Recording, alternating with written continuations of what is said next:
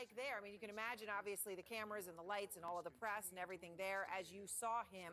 What was his demeanor like, and what is the very latest that you know here coming out of this important press conference?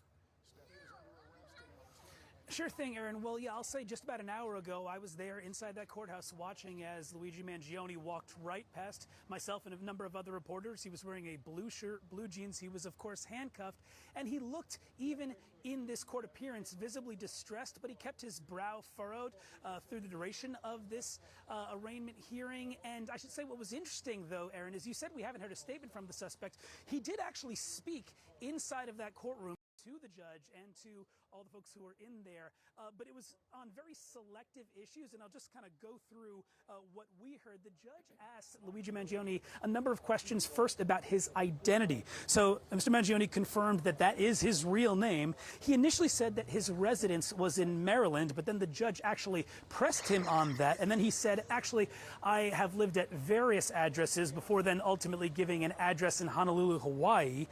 Then he also said that he's worked for 3 years as a data engineer up until about a year ago, and he also told the judge that he has no drug or mental health problems that the court needs to know about.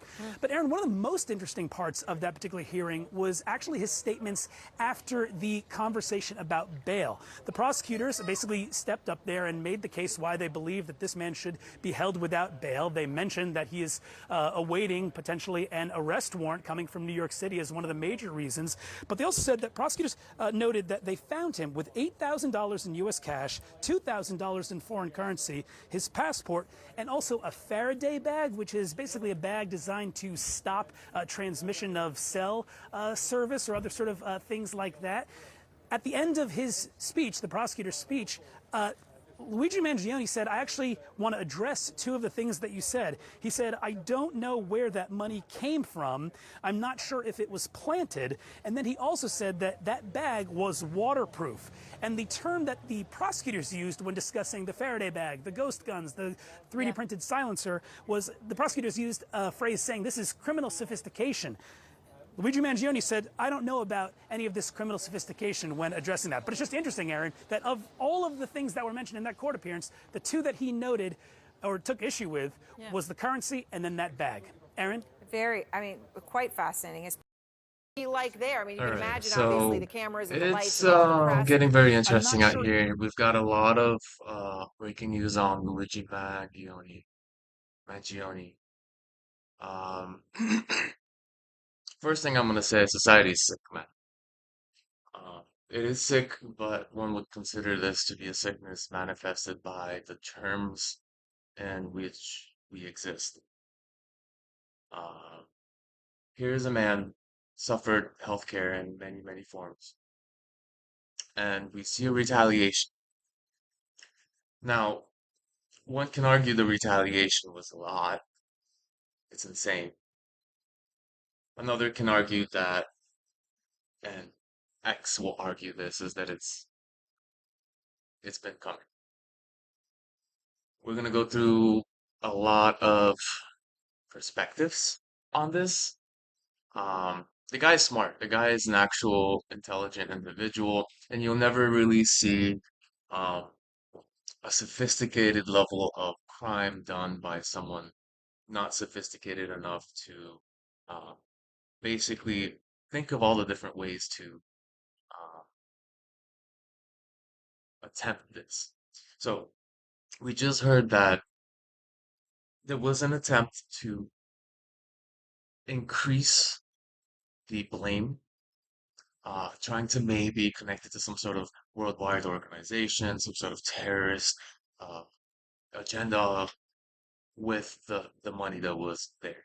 Whether it's planted or not, we don't know yet, but it's interesting that he only disqualified those two factors, the money that was placed there, and including the fact that he had foreign currency.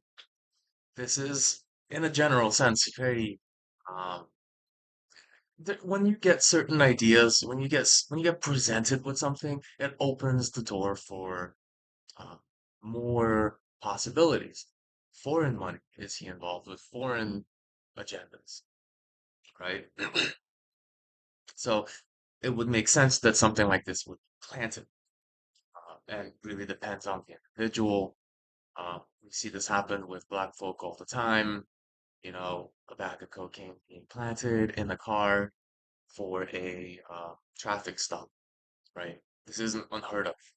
It just so happens that for a white guy, it's a much bigger conspiratorial type of agenda, where now it's trying to maybe link him to some sort of external um, connection, especially since we've already went through a couple of attempted assassinations on Trump, and that was also a case for Iranian interference. Uh, we're not sure, obviously, of the outcomes, but the attempt was still there to link the assassination attempts to a government entity. So going from one individual to somehow connecting a large country to that particular event. I wouldn't be surprised if this is attempted again, and it potentially will be continued on with the way the world's problems are accelerating.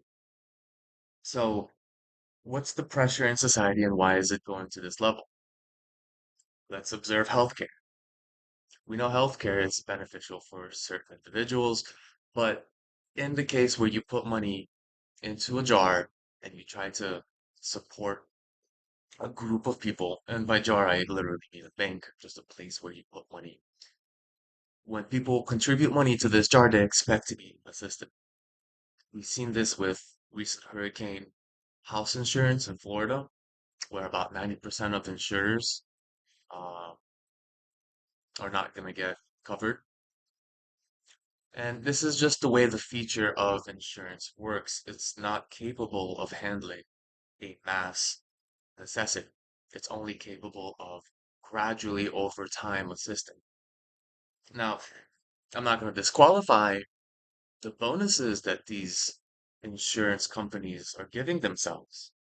And I wouldn't even put it past them to consider that these bonuses and all the self payments for the quote unquote hard work is essentially draining the insurance capabilities, especially at a time of need. However, I wouldn't put it past it when you look at any sort of online finance management systems, creators, sorry, they tend to always kind of fight over who's the manager in a specific household, who's managing the money. Many times you'll see one person out of the two being left with the financial responsibility only to have overspent or mismanaged it. This is just on a basic level of one-to-one wife and a husband. Many times it's the wife, and times it's the husband. So we're not prepared in many cases for things we should don't expect. When it comes to this much bigger issue, however, health insurance has been, if you've scoured the internet, there's a lot of people that aren't satisfied with the money that they give on a monthly basis and the support that they gain from this particular insurance, whether it's health insurance, home insurance. When it comes to Florida, uh, we shouldn't even talk about, we should really, really focus on Georgia, uh, North Carolina, what happened after Hurricane there. It's a mess. Uh, However, we're just starting to see that all of these piggy banks that we're putting together to try and help us in the future is mismanaged in some way or form. Now, Luigi decided that his personal woes with the insurance company has given him enough motivation to conduct this act of murder. We shouldn't sugarcoat it. He is a smart individual, and as we go down the line, um, he's read thousands of books, and he's left a very interesting comment on one of them that I want to read. And this would reflect the level of society that exists. Not everyone is under this pressure, but we do notice a couple of factors. First, his language is phenomenal. The way he speaks is absolutely down to earth, uh, observant. and some might even say Darwinian.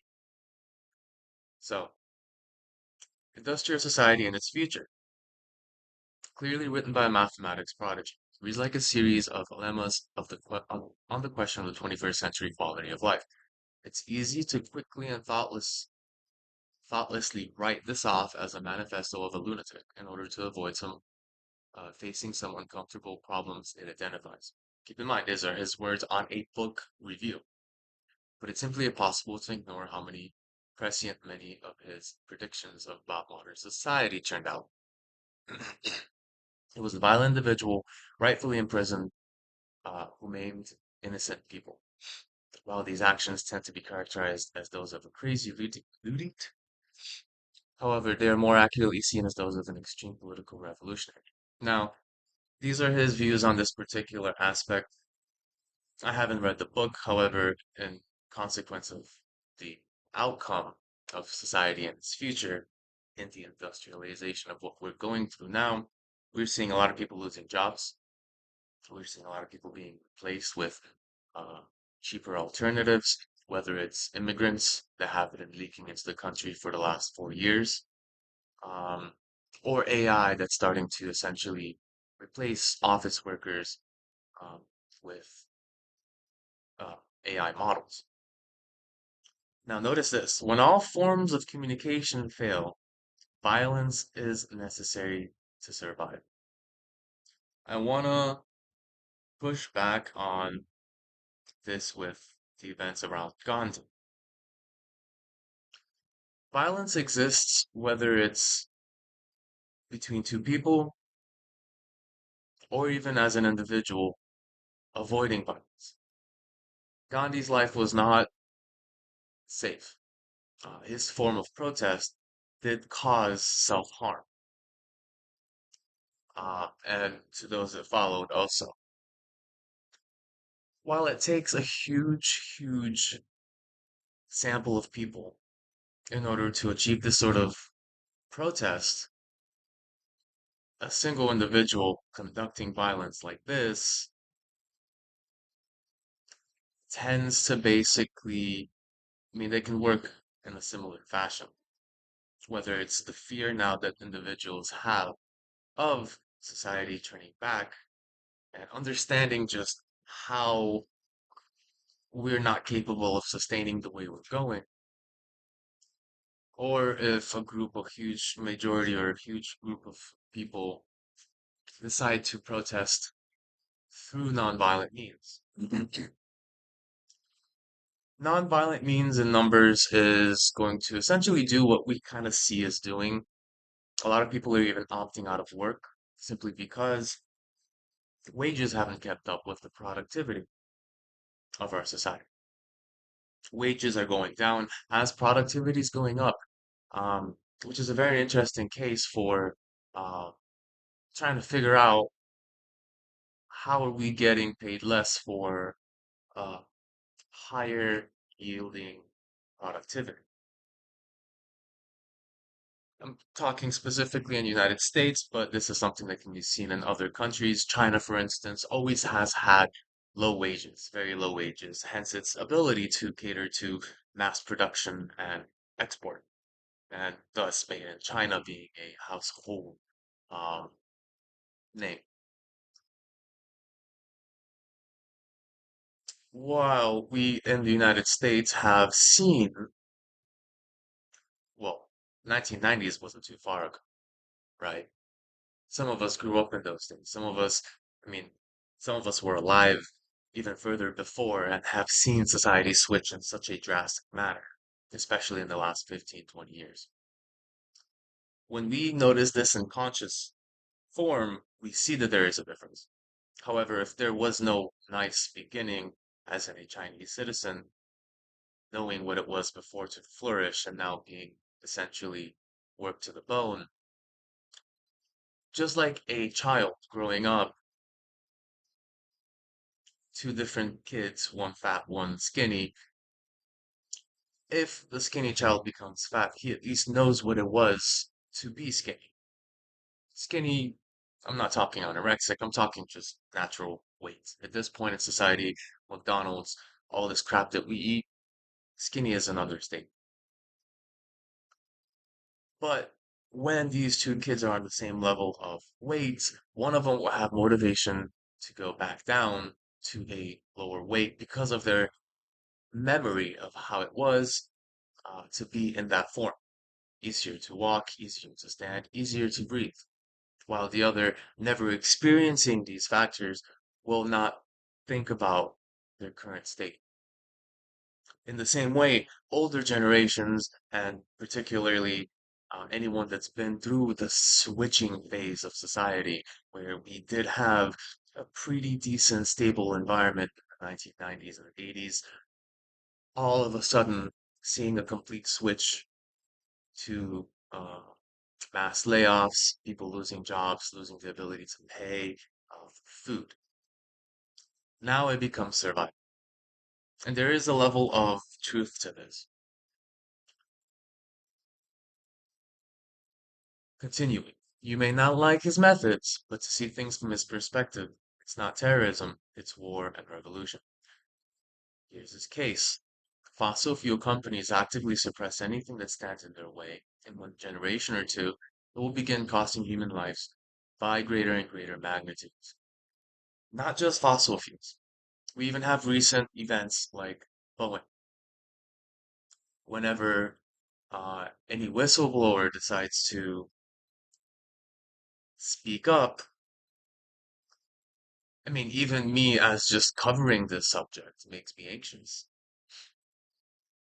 because now there is this thought being developed, this thought being considered. And as soon as people find out, all of a sudden you become target. Now with the Boeing whistleblower, this target was killed. I think a couple of them were killed. This is just kind of scratching the surface of the occurrences of any sort of large corporation actively suppressing anything that stands in their way. This is known. We don't need to really, we can go into the proofs and the details and the meat and the pudding, but on the inside, we know this is true because the interest of people, depending on the person, depending on the company, can go to great lengths to protect its interests. Who knows the healthcare industry, how bad it is? The housing market industry, the housing insurance industry, we already kind of see the process there. Take a look at Florida, take a look at how many households are being covered, and then take a look at how many people are paying into the system. That's its own boiling pot ready to um, overly simmer.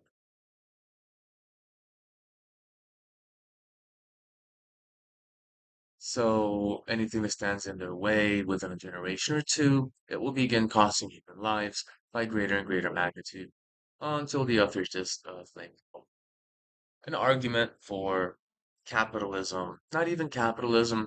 I wouldn't call what we have now pure capitalism, more of a social capitalism, uh, not even social, communist capitalism. In a way, it's really pertaining to the fact that our capitalism doesn't necessarily work on its own. It has hands being touched in this system all the time. Lobbyists pay big money for Congress to push certain agendas so that corporations can proceed with certain techniques, certain strategies. And the reason they need Congress to approve it is because that strategy may not be as good as it should, like throwing wastewater or waste into our drinking water, which has been a case for many examples in the past. Whatever way that certain individuals can reduce their costs of function, even though it may harm us individuals, the bottom line normally seems to speak the most. So in pure capitalism, these companies would not survive because we as people would vote with our money. We would not put money into a company that's killing us. However, government subsidies, basically taking people's taxes and providing for these corporations, It's not a pure capitalism by any stretch of the word. It has continued to go down and down and down a road that's more of a manipulated capitalism, a socialist capitalism for those that are included in the market: investors, traders, shareholders, corporations, and anyone that technically as a strategy nowadays would upgrade their citizenship, green card, social security number, not upgrade it, but create a corporation behind their name. This is what we see happening ever since Instagram, TikTok created creators.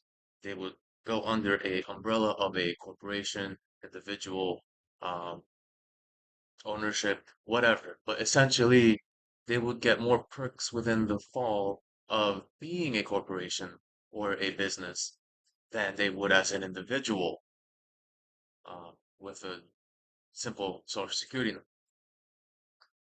So when we realize that being a business is more beneficial than being a citizen,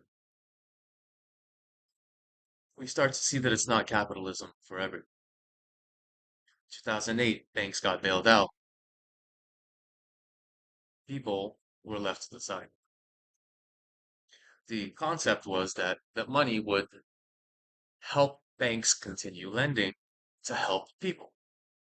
However, 90% of that, if something around that number, actually went to stock buybacks, pushing the market up.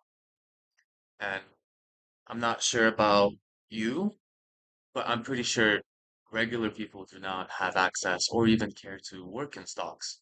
Some of us think of it as um, a very sleazy way to make money, to bet on corporations. However, as time progressed, this continues to go. Corporations still take more and more of the overall money velocity, the power,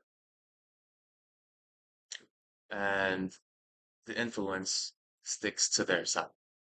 So, as an overall, society's kind of falling apart.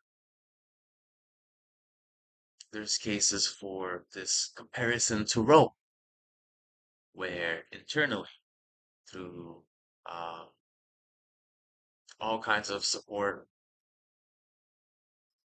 healthcare, um, social security, I'm not excusing those as a form of they shouldn't exist, but we for sure know they may be mismanaged. This sparks the fire of an internal individual that is intelligent. This person is not just a rampaging murderer. You go through the communication that he puts, you go through the profile, go through the details. He's got points. He's got a lot of points to make. And thus, the concept there is the points to be made, whether true or not, seem to be a bit conflicting with society's view. Hence, whistleblowers getting killed for trying to speak up about something that might be true. And when they do get shot, it's more likely to be true. Because why would they get targeted unless they were trying to essentially provide information that would hurt an investment? So we see Luigi running down a dark rabbit hole. Whether one agrees that this is the case or not, that in order to survive, violence must be necessary, really depends on who is essentially leading the changes of our society. If that individual or group of individuals had a sense for empathy to those they are affecting and being transparent with the coverage of what they provide, you being included in healthcare and paying money into this healthcare system should also state that healthcare essentially cannot and will not necessarily provide everything necessary to everyone. But if you provide ambiguous language like that, people will opt out of healthcare.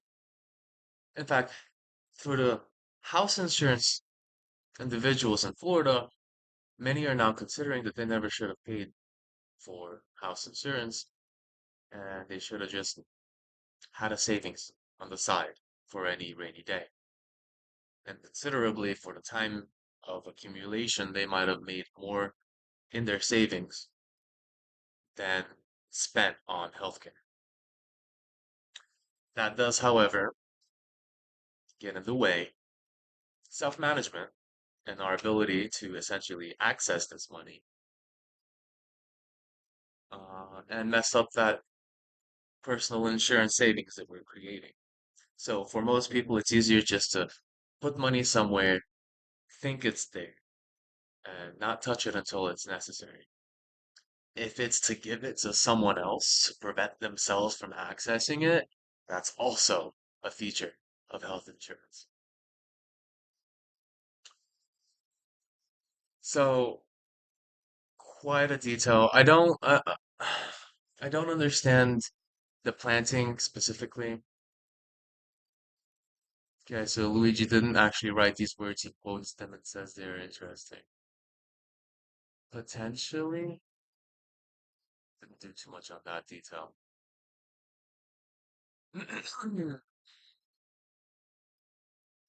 So you see, things are happening. People are supporting this act, which I'm not going to place my perspective on it, but generally speaking, people are accepting a murder of a CEO. What this tells me personally is there's a lot of people that lost trust in these systems that we have opted in for. That's what it's telling. Whether it's true or not is up to the system to decide based on its ability to provide for the people that are basically putting money into the system.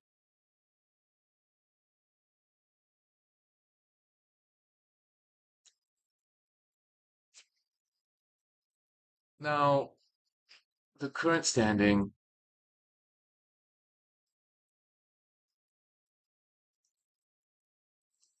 where was it?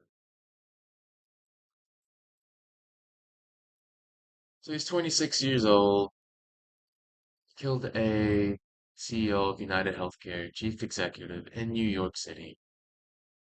They arrested him on firearms charges, recognized at McDonald's. A lot of background detail. See, this whole being quiet thing, quiet, honestly, had everything going for him. And it's very interesting that an individual that would go to these lengths has had a good future because we normally kind of consider this happening from an individual that doesn't have anything to lose, right? Anyone without much to lose will be much more radical in their actions. But Luigi had a computer science degree, was a data analyst for 3 years or so.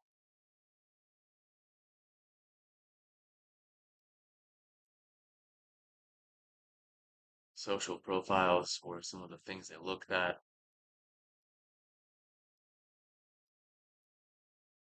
He read a lot of books. Like, there's not, like, he's not the quiet type, I guess, right? He's not the quiet type that was in the corner of the room making everyone look suspicious or making himself look suspicious and so on.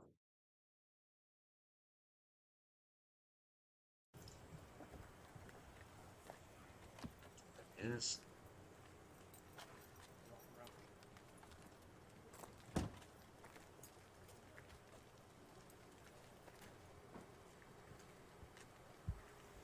I'm at a weird crossroad here because I want to give trust to those that quote unquote give a hand to feed us. But also, even a dog will bite its owner if the abuse is too much. Anarchy, comedy.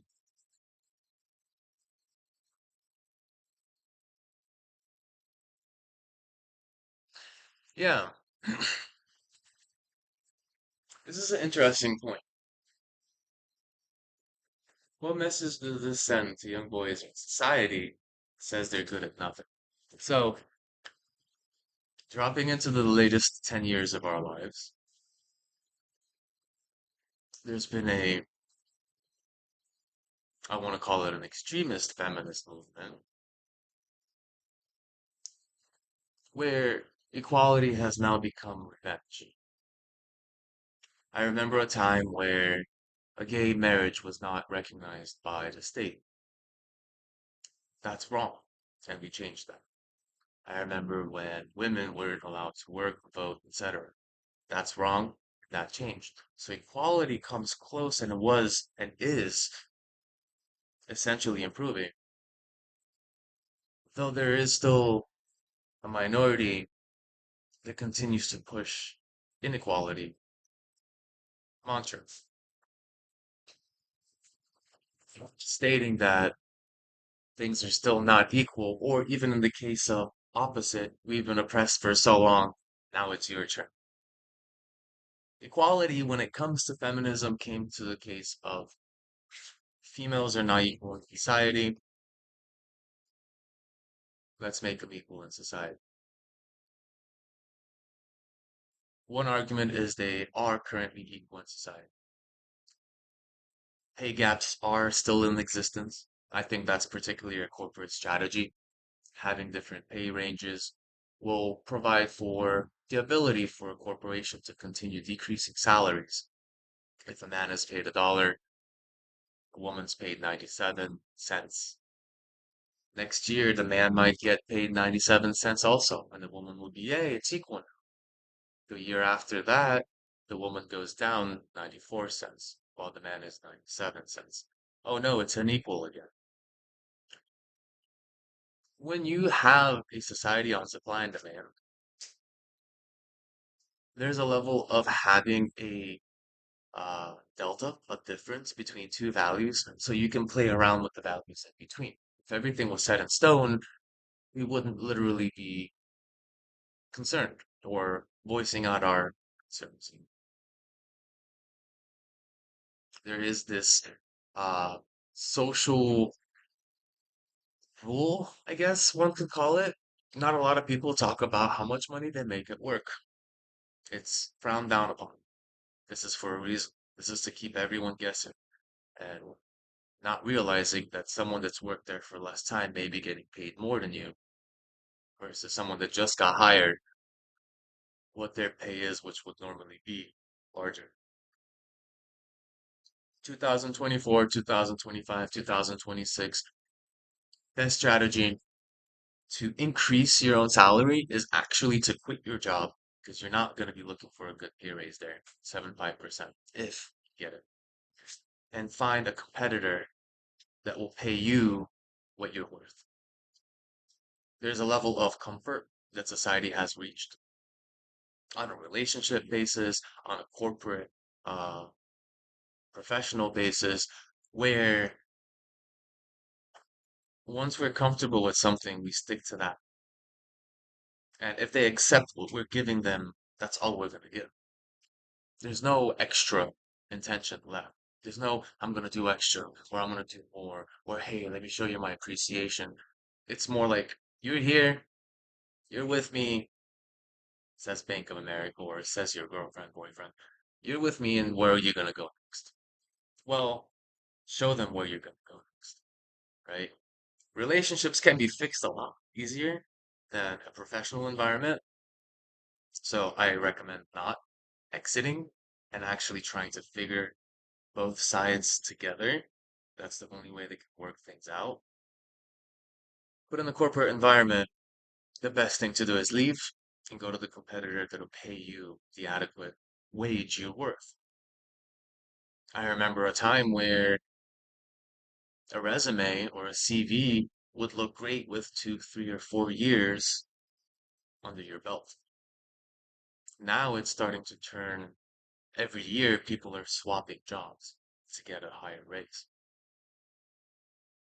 which can itself lead to inflation over time because as people keep improving their wages, 125 changes to 150, 150 to 175. That's more cost for the corporation, and that cost will essentially raise prices of the product. Now, I'm not going to mention that. Why do we have bonuses for CEOs when that money could be redistributed to the workers that are actually providing the services to keep the company going? But this is also probably on the same level of the health insurance issue that posed Luigi to do what he did, right?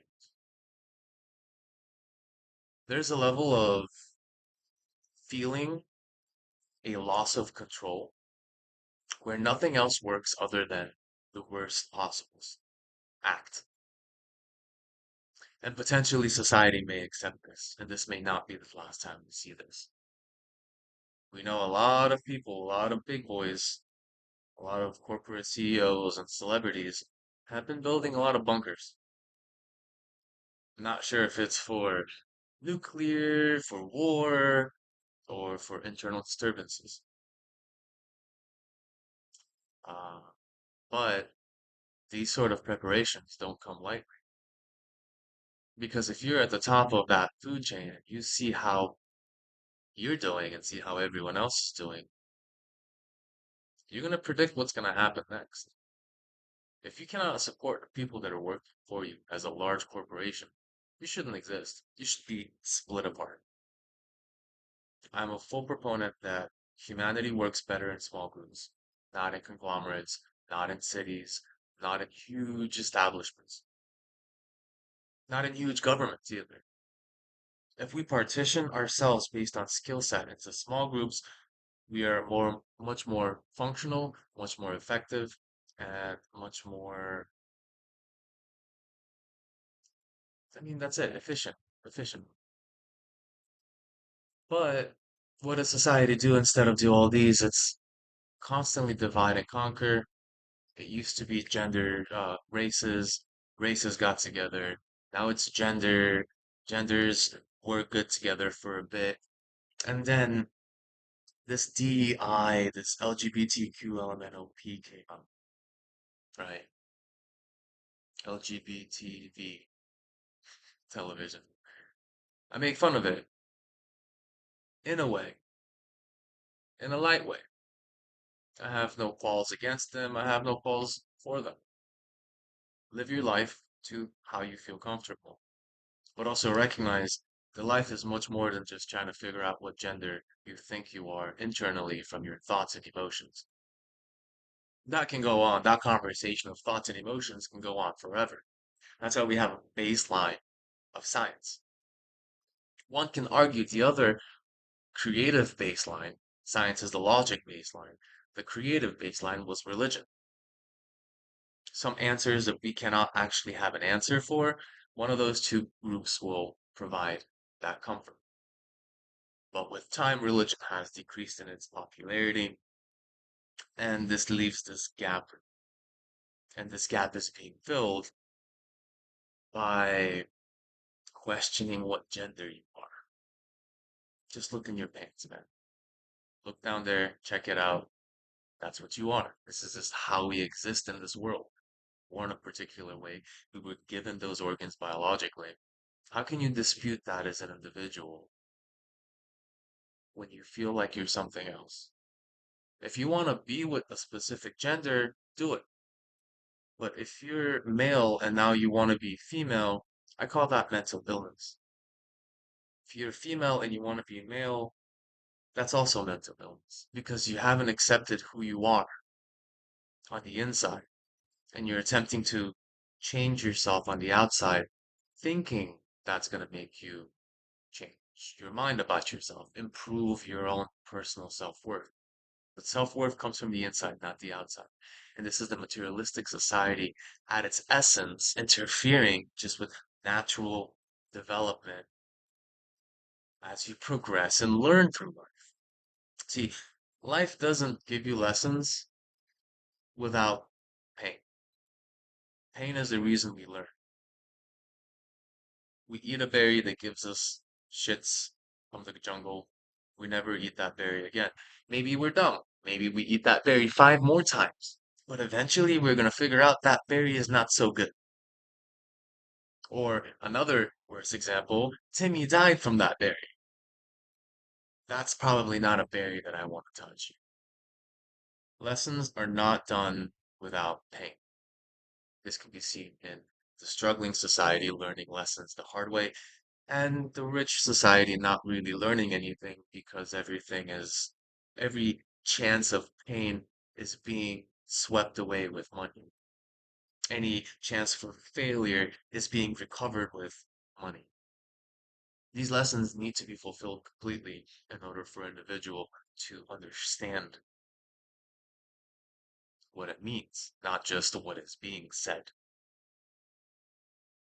So this issue is much, much bigger than just one individual, but this is a little bit scary because it feels like this has become normalized. The way that social media is responding. See, this was the silent type, right? This was the weird case for the assassination attempt on Trump. That was also attempted to be connected to an Iranian government. Let's see what Luigi brings to us. Maybe he's going to be some sort of Italian mafia. I don't know, man. At this point, planting in fake evidence. Okay, nice work. Eyebrow work before mercenary work. There's also this. I mean, I guess, but the distance between the camera and the pixels will basically remove the features there. It'll blend in like skin. When you take a closer up picture, you'll see the hairs there. It's not like a full unibrow.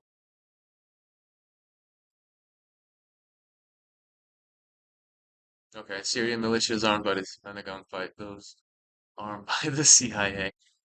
I mean, I don't know, man. We leave weapons everywhere, and when people get them, there is some sort of grievance to be done. There will be retaliation with those same weapons.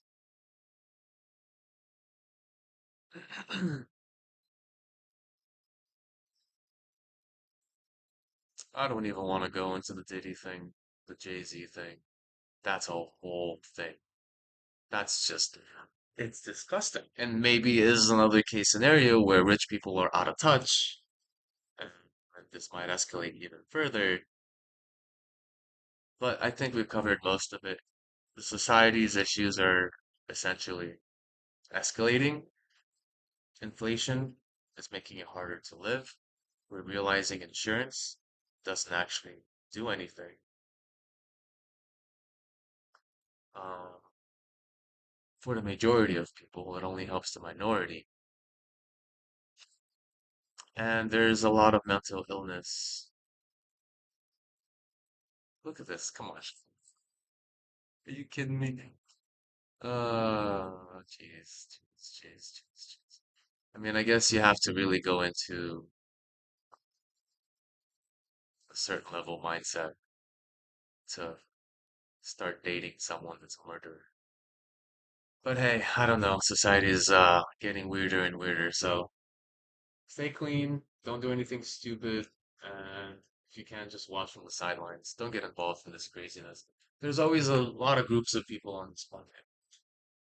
There's the logical ones, there's the emotional ones, there's everyone in between. Logic sometimes turns to emotion. Emotion can sometimes go down to logic, based on so.